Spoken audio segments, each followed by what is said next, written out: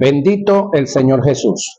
Buenas tardes para todos y todas en esta ocasión cuando nos corresponde la clase número 10 de lo que es código y reglas de interpretación. Seguimos estudiando y analizando estas verdades que cada día nos arrojan luces para interpretar mejor las Sagradas Escrituras y de esa manera disfrutar un poco más el Evangelio en el cual hemos nacido espiritualmente y nos estamos desarrollando. Vamos a ver entonces, nos toca hoy en la página 30. Demos una breve historia de las lenguas originales de las Escrituras. Muy importante esto, hermanos queridos, porque hay un pequeño grupo de hermanos que andan por ahí, que ellos andan tratando de decir que nosotros estamos anticuados, que no debemos usar el griego, que debemos usar solamente el hebreo. E incluso he visto gente al extremo diciendo que la primera lengua que se habló en el huerto del Edén o hasta la torre de Babel, que fue el hebreo. No sé, ¿qué dicen ustedes? Creo que el hebreo aparece con los hebreos, con los israelíes, ¿sí? Cuando ya ellos como nación son autónomos e independientes. Y ellos como autónomos e independientes vienen a hacerlo después de 2000 años de existencia de la raza humana. Es como de Cristo ahorita que arrancan los hebreos, ¿sí? Ahora, antes hubo muchas lenguas. Sin embargo, la Biblia fue escrita en algunas de ellas. Vamos a analizarlo, vamos a estudiar. Demos una breve historia de las lenguas originales de las Escrituras. En cuanto al lenguaje original en el cual se escribieron las Escrituras Sagradas, es de suma importancia conocer que su fuente emana del hebreo, sí, indiscutiblemente, del griego y parte en arameo, o pudiéramos decir, es correcto, del hebreo en primer lugar, luego el arameo y luego el griego. Todo el Antiguo Testamento en un gran porcentaje fue escrito en hebreo y una pequeña parte en arameo, pero el Nuevo Testamento en su totalidad, óigame, fue escrito en griego, koine, porque está el samita también, era el griego de las élites. El koine era el de, pudiéramos decir, las clases bajas, que todo el mundo lo alcanzaba. Se debe aclarar que el Antiguo Testamento en su totalidad fue transliterado, oiga, no traducido del hebreo al griego, koine. Y por causa de eso surgiendo una versión bíblica llamada la Septuaginta. La Septuaginta es el nombre dado a la versión griega de las Escrituras judías. Esta versión tuvo su origen en Alejandría, Egipto, y fue transliterada entre los años 300 y el 200, oiga, antes de Cristo. La iglesia evangélica no existía, los pastores no existíamos, los maestros bíblicos no existíamos, no nos echen la culpa a nosotros, ¿sí? Vamos a ver quiénes fueron los que hicieron esa transliteración. Entre el 300 y el 200 antes de Cristo aproximadamente, fue usada ampliamente por los judíos helenísticos. Esta versión griega emanada del hebreo se dio por causa de que muchos judíos dispersados por el imperio comenzaron a perder su idioma hebreo. El griego era la lengua franca de la época en el tiempo de Jesús. Era oficial para el imperio en general y para su parte oriental en particular. Además, muchos eran los judíos procedentes de las primeras diásporas, fuertemente helenizados, para los que El griego no solo era la lengua corriente, sino también en algunos casos era su lengua materna. En muchos de ellos, hermanos queridos, ellos habían nacido en territorios de habla griega. Pablo era contemporáneo con Jesús, oiga lo que viene aquí, y uno de los idiomas que él hablaba, además del hebreo, era el griego. Hechos 21, 37 y 40. Por eso todas sus cartas, oiga, fueron escritas en griego koine, incluyendo la carta a los hebreos. El término Septuaginta significa 70 en latín y se le llamó así a la nueva versión para darle crédito, oiga, a estos 72 grandes eruditos que fueron escogidos para este trabajo. Eran 6 de cada tribu de los hebreos. Escuche esto. Eran 6 de cada tribu de los hebreos. Entonces, ¿quiénes fueron los que hicieron la transliteración? Los mismos hebreos. No fueron los griegos. No fue la iglesia evangélica, menos la católica, porque la católica viene a existir 300 años después del cristianismo. Es decir, la iglesia de Cristo tenía 300 años funcionando, viviendo, creyendo, avanzando, salvando gente, sanando gente, desarrollándose cuando viene la existencia de la iglesia católica. Pero la transliteración o la versión de la cual estoy hablando, la Septuaginta, se realizó entre el 300 y el 200 antes de Cristo. Póngale 250 para que nos quedemos en la mitad. Entonces, aquí no tiene culpa la iglesia ninguna. Fueron 6 de cada tribu de los hebreos. La Septuaginta fue también un recurso del Antiguo Testamento para los cristianos de los primeros siglos después de Cristo. Muchos cristianos primitivos, es decir, del primer siglo, hablaban y escribían griego. Por tanto, se dejaban llevar por la Septuaginta para un mayor entendimiento de gran parte del Antiguo Testamento. Eso es como que usted y yo, hermanos queridos, nos trasladáramos y nos tocara que vivir porque sí en La Guajira. Ok, nos vamos a La Guajira. Y usted y yo, pues Dios nos da un libro, nos inspira a escribir un libro. Escribimos un libro. Estamos viviendo en la Alta Guajira. ¿En qué idioma nosotros debemos propagar ese libro en la Alta Guajira? En Guayunay. Si queremos que eso corra en todo Guayunay. Pero si lo escribimos en Mérida, lo tenemos que escribir en andino. Ajá, yo no dije, escuchar, hermano. Ajá, pero si lo escribimos en Caracas, lo tenemos que escribir caraqueñamente. Entonces, si queremos avanzar, entonces eso es lo que hace acá los mismos judíos, porque ellos venían de una primera invasión de los asirios. Los asirios luego lo invaden los babilonios. Babilonia no solamente invade, sino que deporta y se los lleva a la gran mayoría. ¿Qué hablaban los asirios? Arameo. ¿Qué hablaban los babilonios? Arameo. Luego lo invaden los persas. ¿Qué hablaban los persas?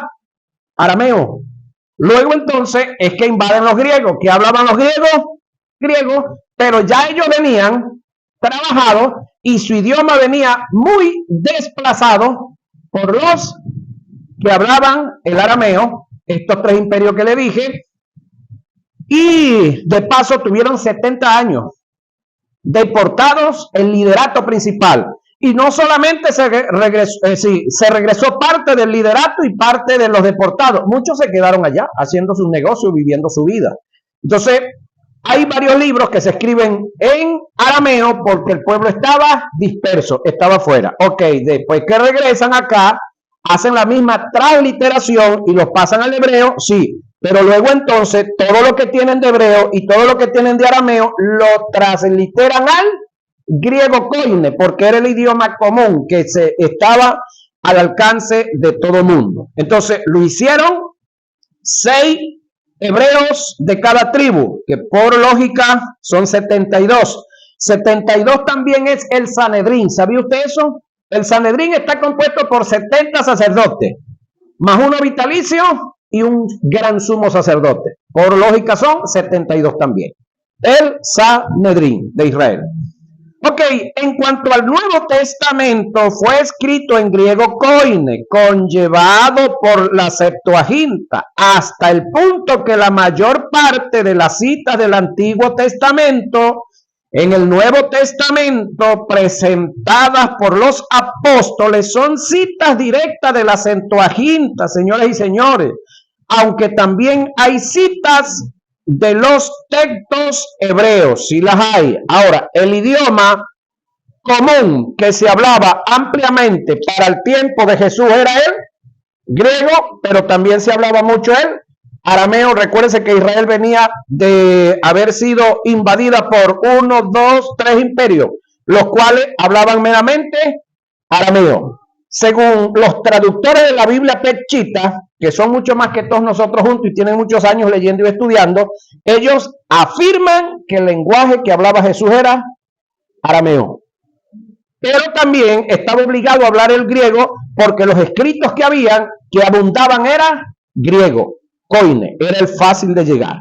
Sí estaba el hebreo y hablaba el hebreo también, pero los hebreos eran muy pocos y de paso súper perseguidos y súper pisoteados por estos 3 imperios que habían sucedido, más el que ahora estaba, también lo gobernaba el romano. No crea que los sacerdotes que estaban al frente de Israel era porque Dios los había escogido meramente. No se la crea. Estudie y analice. Muchos de esos sacerdotes estaban allá porque pagaron el puesto. ¿Sí? ¿A quién se lo pagaron? A Roma, que era que gobernaba para ese entonces. Entonces, la gente que gobernaba para ese entonces Israel no era lo que muchos de nosotros creemos, los santos, no. Los padres griegos de la iglesia, llamados así, aunque la iglesia tiene un solo padre, ¿no? Pero hay un dicho que yo en lo personal hago esta crítica porque considero que la iglesia tiene un solo padre, pero según se le dice, los padres griegos de la iglesia cristiana también son conocidos por citar la Septuaginta, llamados otros los generales de Dios. Hoy día, la iglesia ortodoxa de allá del Medio Oriente, que no la maneja la iglesia católica, aunque se parece mucho a la iglesia católica, pero no se rige por el Papa, se rige por sus propios obispos y sus propios líderes.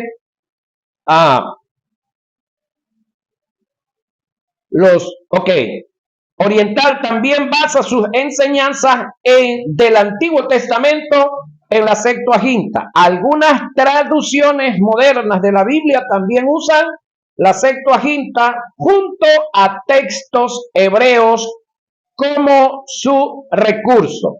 Se debe tomar en cuenta que el Nuevo Testamento, escrito en griego koine, se mantuvieron algunos términos en arameo, tales como talita kumi, eso es arameo, significa niña, a ti te digo, levántate.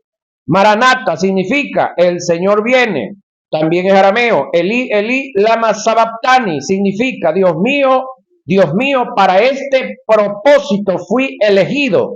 Dios mío, por esta razón fui reservado. Bonarje significa hijo del trueno. Raboni significa maestro. Corban significa voto o acuerdo. Getna significa infierno o Geetna. Efeta significa sea abierto. Es ilógico negar que el Nuevo Testamento fuera escrito en griego koine, cuando el contenido del Antiguo Testamento que citaron los apóstoles fue la Septuaginta, que es la transliteración que se hizo del hebreo al griego por los 70 eruditos. Por esta causa, los apóstoles fueron conllevados en sus escritos a seguir utilizando el griego koine para hacer registro del contenido del Nuevo Testamento.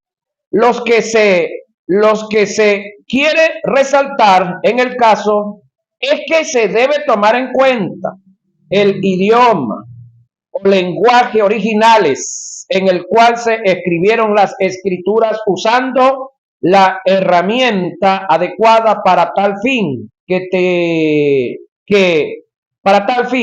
lleven al idioma que tú defiendes. Entre ellos tenemos compendios bíblicos del hebreo y del griego, concordancias del hebreo y del griego, diccionarios etimológicos del hebreo y del griego, diccionarios gramatical del hebreo y del griego, entre otros más. Entonces, mi recomendación es, bueno, que procuremos obtener todo el apoyo que podamos tener en estos materiales que están en las diferentes librerías. Sé que acá escasea mucho esto, pero usted tiene amigos y amigas que viajan cada rato por allá a Panamá, Colombia y eso, y puede tratar de obtener todo lo que usted pueda obtener de estos materiales. Es decir, este tipo de diccionarios.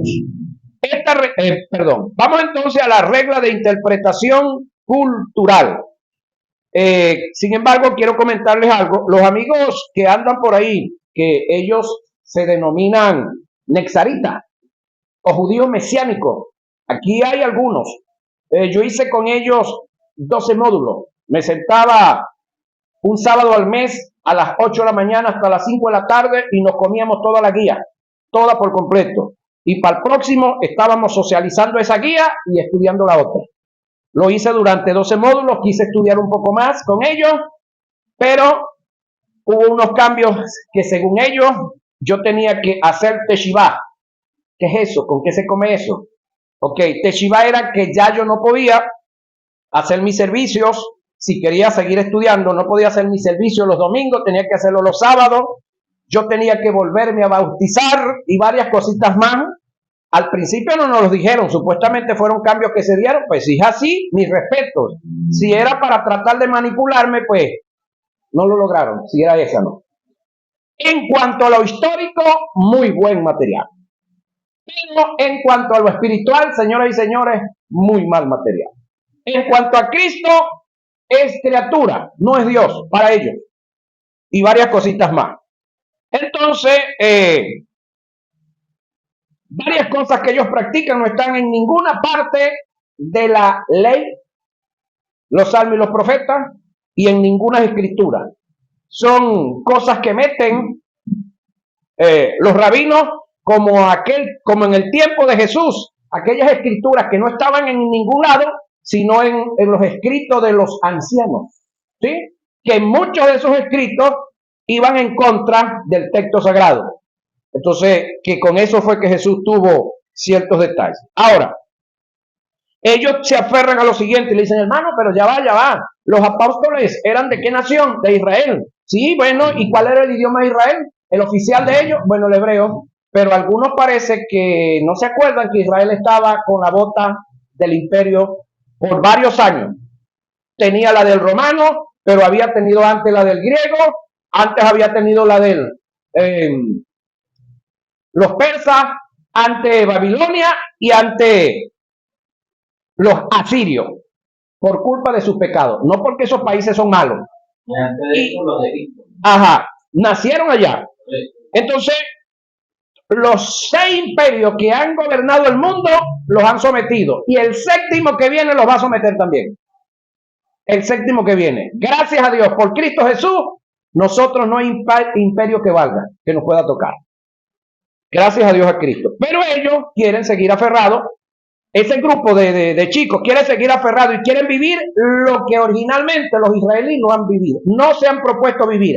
Algunos lo vivieron, pero originalmente ellos prácticamente pues violaron todo eso. Hay ese detalle con esos chicos. Por lo tanto, les adelanto algo acá, en caso de que usted le toque conversar con ellos, que son buenos conversadores. Una de las cosas que a mí me ha ayudado, pero mucho, es haber estudiado el libro de Hebreo y haber conseguido que se me hayan iluminado las 3 órdenes sacerdotales. ¿Y bajo cuál orden sacerdotal usted y yo vamos a ser tratados?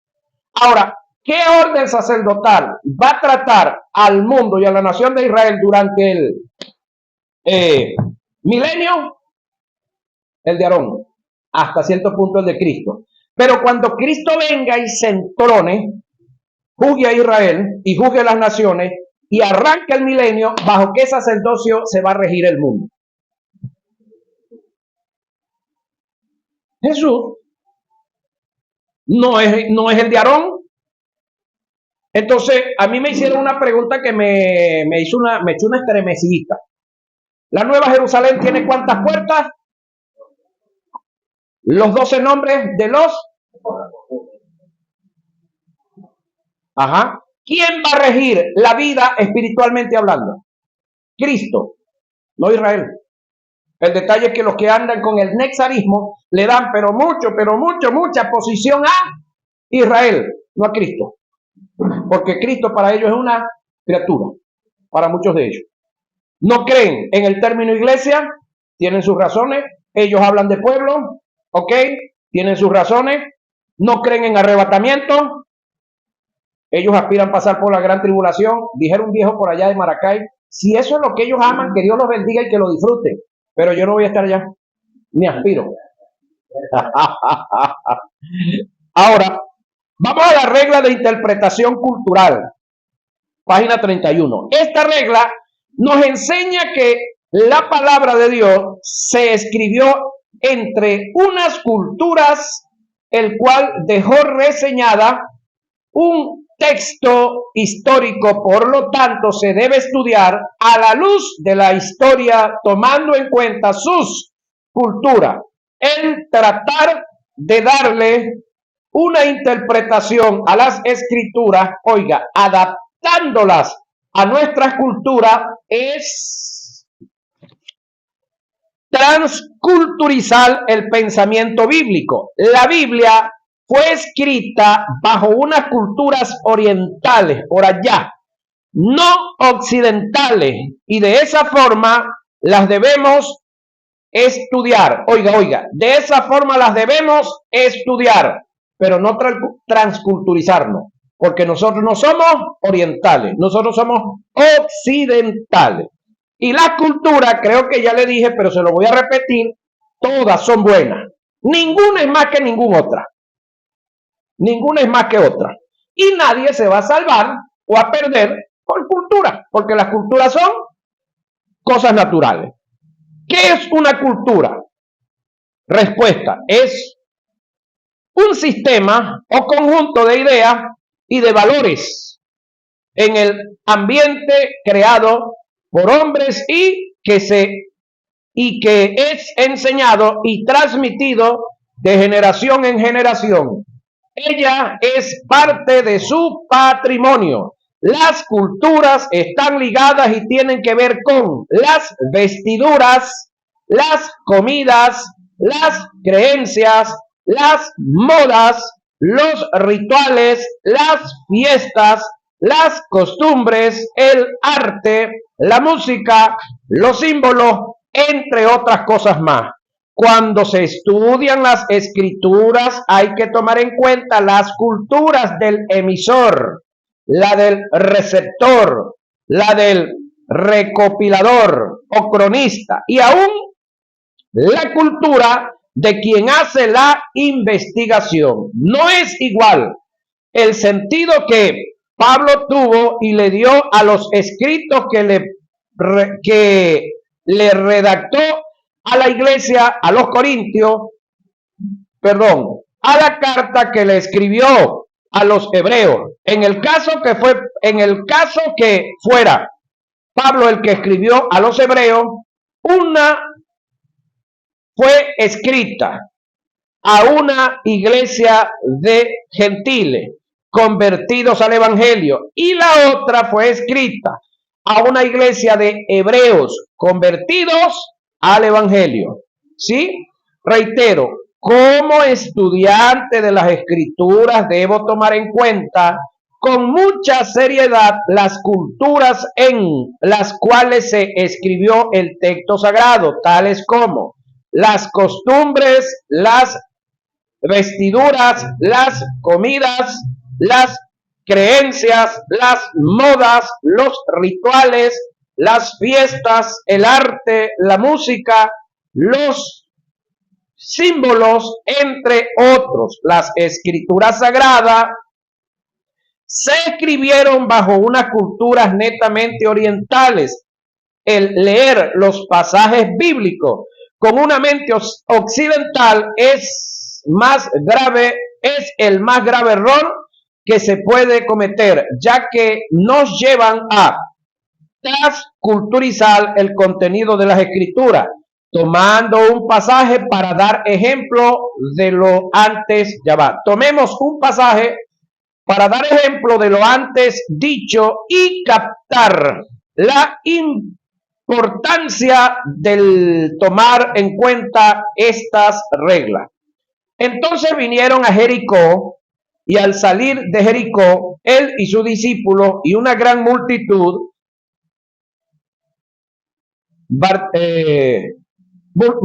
Bartimeo el ciego, hijo de Timeo, estaba sentado junto al camino, mendigando, y oyendo que era Jesús Nazareno quien pasaba por el lugar, comenzó a dar voces y a decir: Jesús, hijo de David, ten misericordia de mí. Y muchos le reprendían para que callase, pero él clamaba mucho más: Hijo de David, ten misericordia de mí. Entonces Jesús, deteniéndose, mandó a llamarle, y llamaron al ciego diciendo: ten confianza, levántate, te llama. Él entonces, arrojando su capa, se levantó y vino a Jesús.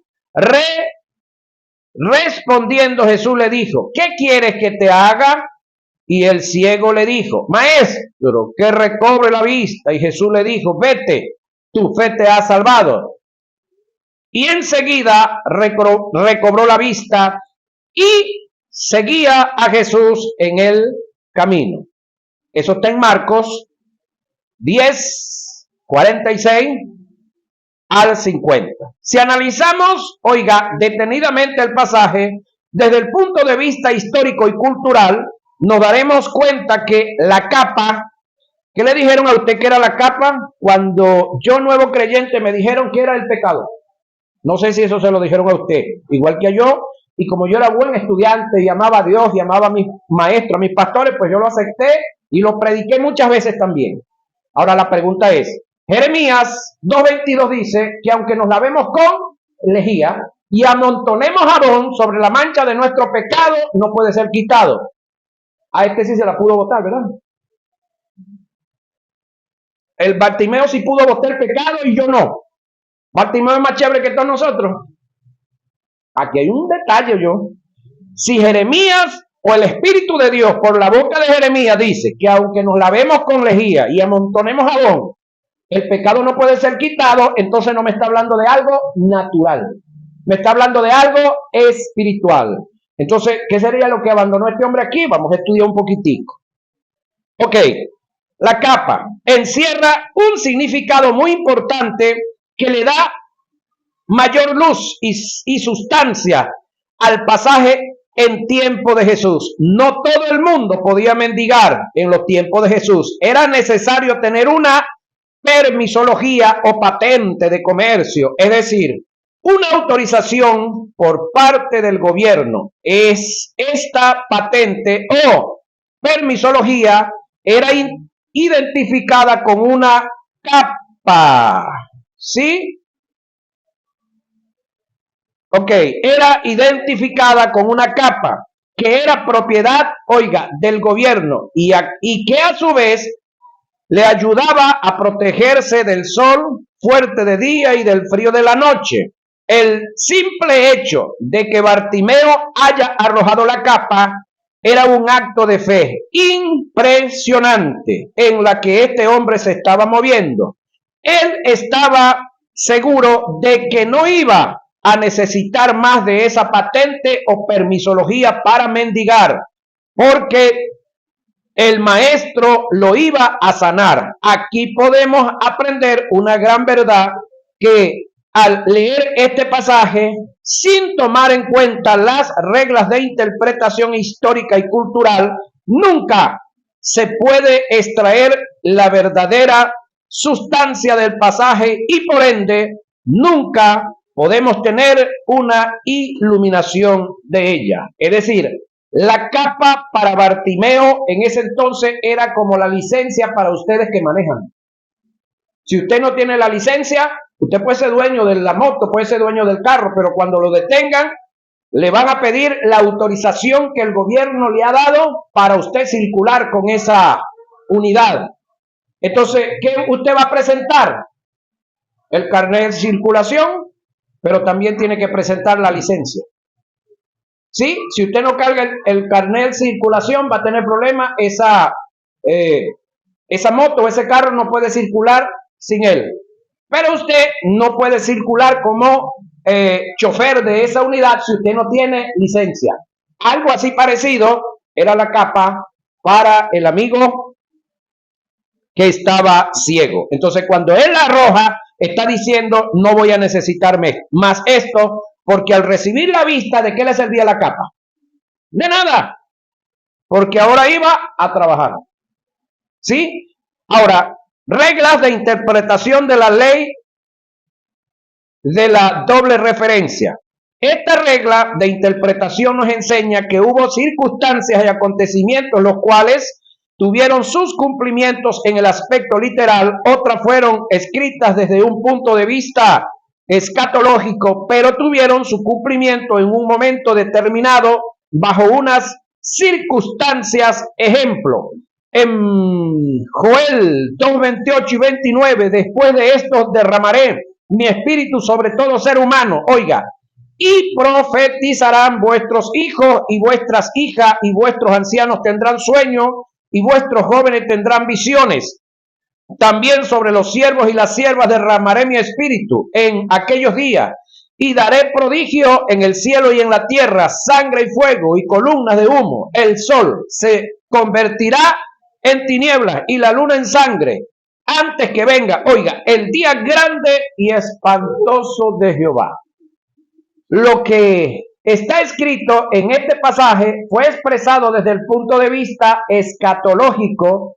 Son hechos y acontecimientos que deben suceder en el periodo de la gran tribulación. Sin embargo, el apóstol Pedro en Hechos capítulo 2 toma este pasaje para hacer referencia a la venida del Espíritu Santo en el día de Pentecostés o en el día de la fiesta de Pentecostés. Si lo tomamos desde el punto de vista literal, no tiene nada que ver con dicho acontecimiento. Oiga, solo a través de la ley de doble referencia es posible aceptar la aplicación de dicho pasaje a este acontecimiento. Sin embargo, en el tiempo de Pedro, en el tiempo de la venida del Espíritu Santo, no se dio todo el texto, se dio una parte del texto. Eso es lo otro que hay que analizar.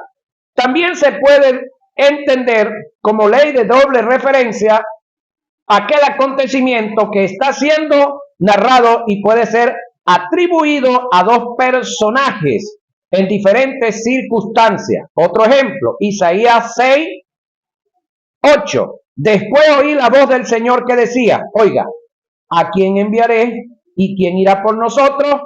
Entonces respondí yo, heme aquí, envíame a mí. ¿Quién es ese que dice, he aquí, envíame a mí? El Verbo, para que luego entonces venga la figura de Jesús. Sabemos por el pasaje, tomando en cuenta el contexto y la hilación del pensamiento, que quien hace la interrogante es Dios y quien responde a dicha pregunta es Isaías, por supuesto. Sin embargo, según la ley de doble referencia, por causa del pacto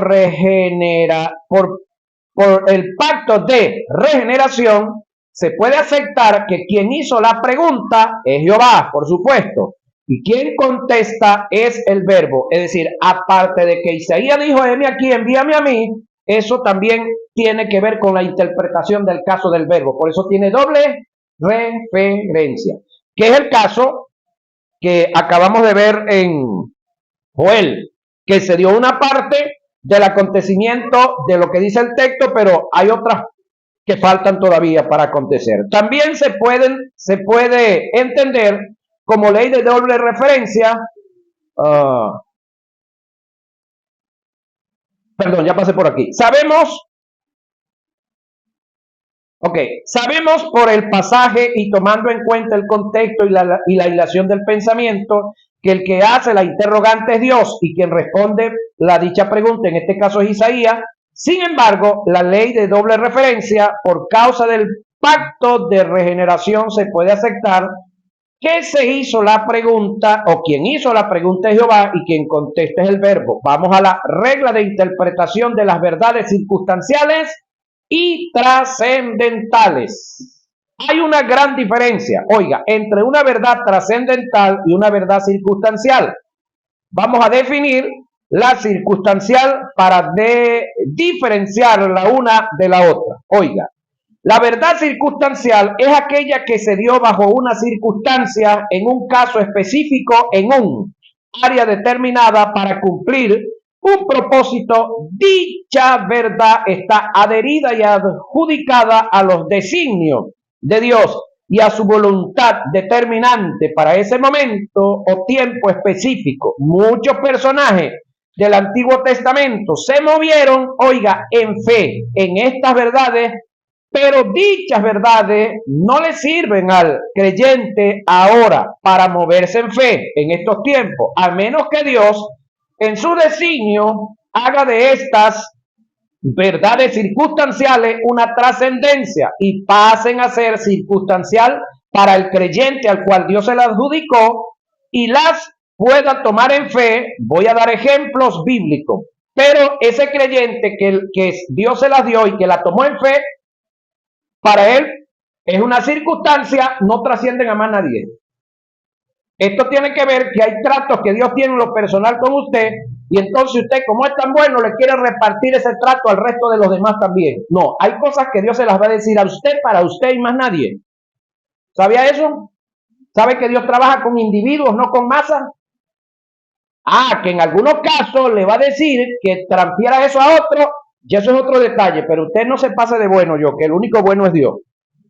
Dios le dijo a Moisés que todo lugar que pisare la planta de sus pies será de él. Esta es una verdad circunstancial que encierra una promesa, pero que fue dada única y exclusivamente ¿a quién? A Moisés.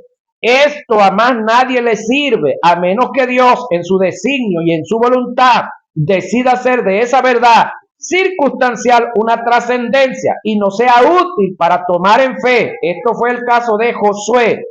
La verdad que Dios le dijo a Moisés bajo una circunstancia, se la transfirió a Josué en la misma circunstancia. Todo lugar que pisare la planta de vuestros pies será vuestro, desde el desierto hasta el Líbano, desde el río Éufrates hasta el mar occidental será vuestro territorio. Deuteronomio 11:24. Este fue el caso de Moisés. Oiga, pero sin embargo le puso límite, ¿sí? No era todo, no, desde hasta. Este fue el caso de Moisés. Esta verdad que se dio en él, también se dio en Josué. Ahora la pregunta es, ¿por qué cree usted que tuvo que darse esta verdad en Josué si se la habían dado a Moisés? Moisés se rajó y Dios no pudo llevar a cabo esta verdad con Moisés. Y cuando Dios tiene un propósito de que lo lleva a cabo, lo lleva. Con usted o sin usted, conmigo o sinmigo. Entonces ahí es donde está el detalle. Cuando Dios lo mande, usted hace algo, hágalo, porque Dios lo va a hacer. Le está dando la oportunidad a usted para que Él lo haga con usted. Pero si usted no quiere, pues no se preocupe, Dios tiene mucho.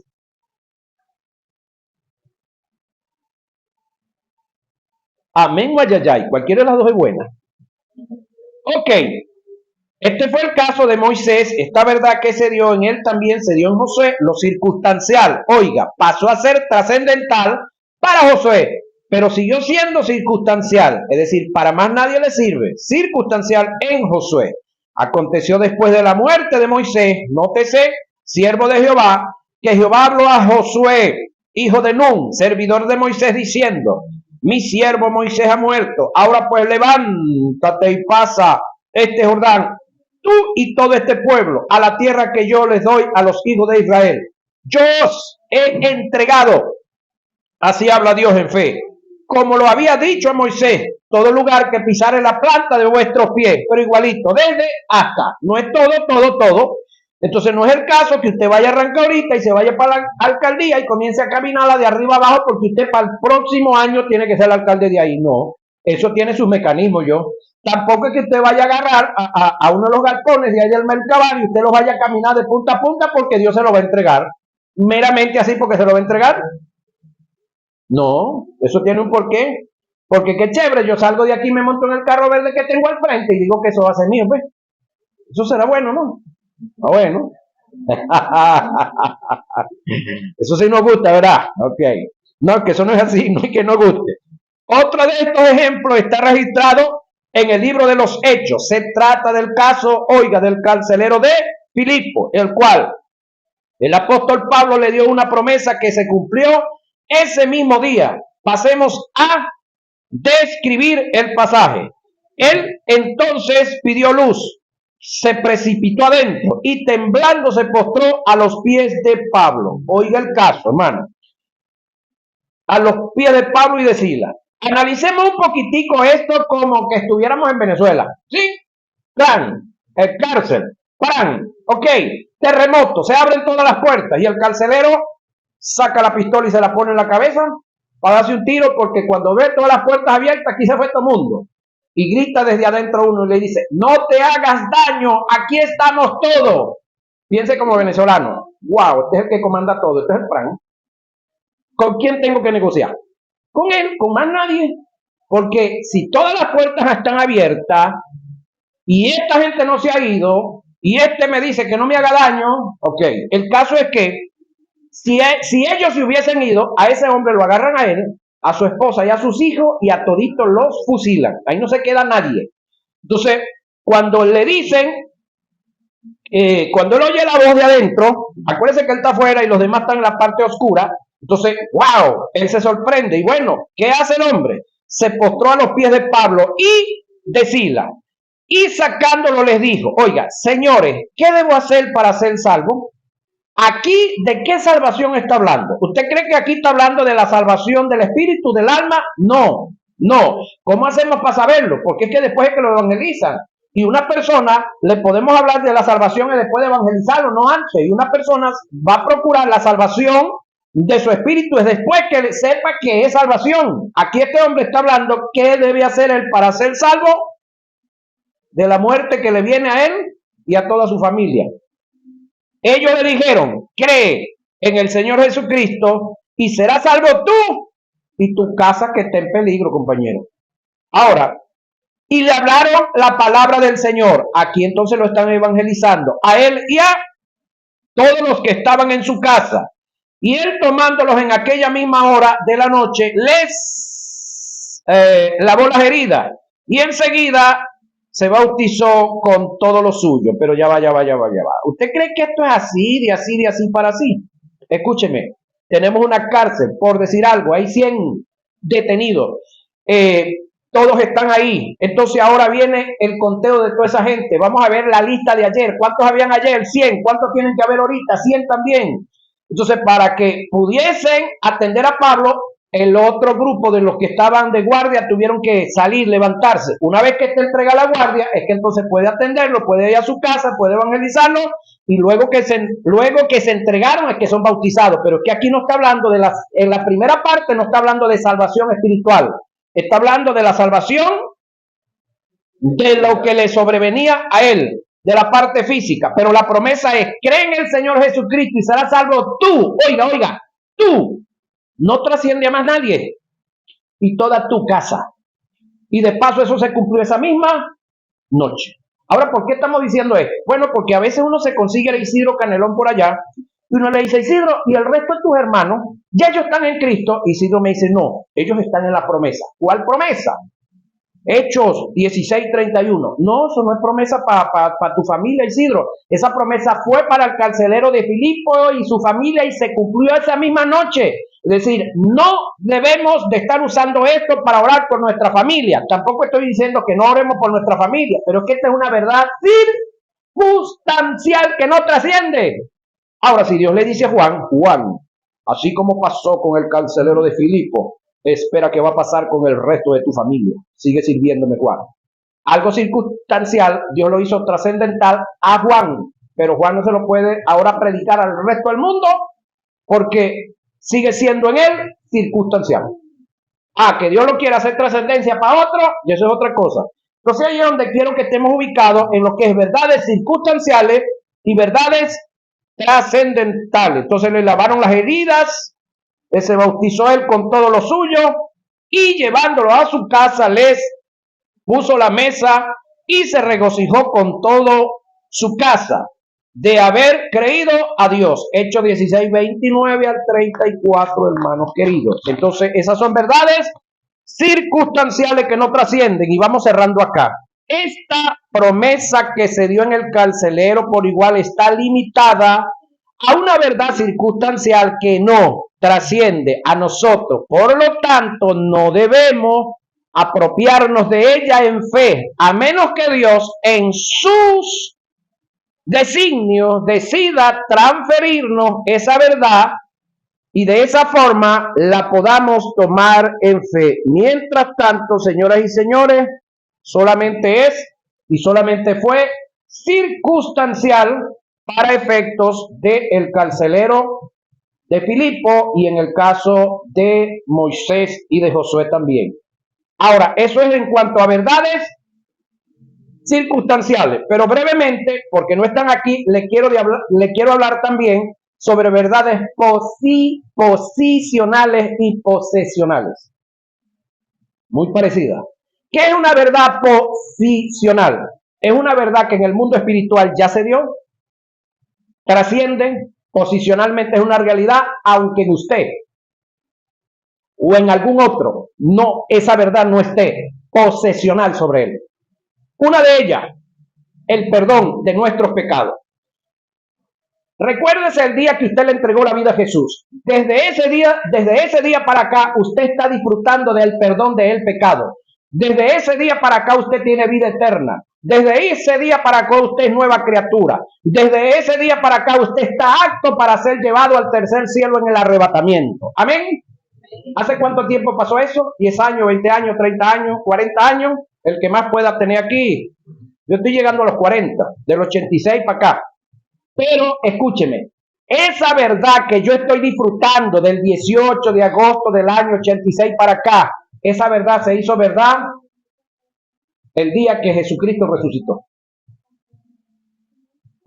Posicionalmente, el pecado fue destruido, fue acabado, fue desramificado, fue pulverizado, fue aniquilado, extinguido, pero yo no lo sabía. Es más, años disfrutando del perdón y yo pensaba que ese perdón vino a hacerse realidad pues ese día. No, ese día se hizo realidad en mí, que eso es lo que se llama posesionalmente. En mí, esa verdad que posicionalmente se dio en la cruz del Calvario o entre la cruz del Calvario y el infierno con la resurrección de Jesús, yo ahora la estoy disfrutando. Pero no solamente hay verdades posicionales en cuanto al perdón del pecado. ¿Sabía usted que la sanidad divina también ya es una verdad posicional? Pero que usted tiene que accederla a ella en fe y hacer la posesión suya. Isaías 53, 4 y 5, como dice: molido él fue por nuestros pecados, el castigo de nuestra paz fue sobre él, y por sus llagas fuimos, tiempo pasado, nosotros curados. Isaías está hablando esto 750 años antes de Cristo. Isaías está hablando en fe. Isaías se trasladó 751 años adelante para decir lo que dijo. Y no se había dado. Pero Isaías lo habla con esa fidelidad y con esa firmeza, y ahorita parte de la iglesia está pidiéndole a Dios que lo sane. Hermano, en Cristo Jesús ya nosotros fuimos sanados. Hermano, pero yo tengo el dolor. Eso es una verdad circunstancial que está sujeta a cambio. ¿A cuál cambio? Isaías 53, 4 y 5. Así como yo apliqué fe para mi salvación, tengo que aplicar fe para mi sanidad. El derecho que Jesús obtuvo para destruir el pecado es el mismo derecho que obtuvo para acabar con las enfermedades, llámense como se llamen. El detalle es que hay un poco en el área de las enfermedades, una cantidad de padecimientos que no son enfermedades, son deficiencias. ¿Sí? Hay otras que las provocamos nosotros. Y hay otras que no son patológicas, que son psicosomáticas. Y las enfermedades psicosomáticas han venido a nosotros por una impresión. ¿Cómo cree usted que van a salir? Por otra impresión. No tiene nada que ver con Dios, con el Espíritu Santo, con Cristo, no. Así como vino por una impresión, tienen que salir por otra impresión. Son psicosomáticas, están en el alma. Ahora, si usted se entra a la palabra, si usted se aferra a la palabra, si usted permite que esta palabra se le ilumine, ¿sí? Entonces usted sin mucho, usted mismo va a alcanzar la libertad. Porque conocer a Cristo nos da libertad. ¿Sí? Espiritual. Pero conocer sus verdades nos da libertad en el resto de nuestra vida. Amén. Bendiciones.